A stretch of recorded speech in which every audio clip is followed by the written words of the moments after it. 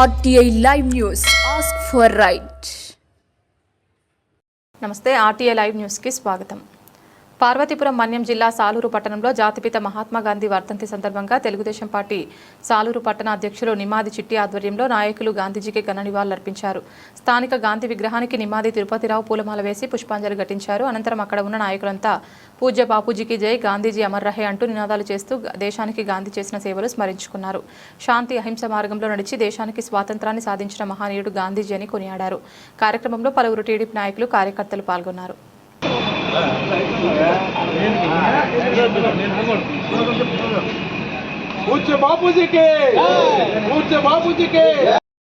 మనకి స్వాతంత్ర పోరాటంలో ఎంతో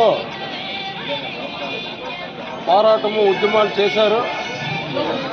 ఆయన్ని మనము జీవితాంతము తలుచుకొని ఆయన చేసినటువంటి ఆయన ఏం చెప్పారంటే అందరూ సమానత్వంతో ఉండాలి, అందరినీ సమానంగా చూడాలని, ఒక న్యాయము చట్టం అందరికీ ఒకే న్యాయం ఒకే చట్టంతో ఉండాలని పూజ కళ్ళకు అన్నారు.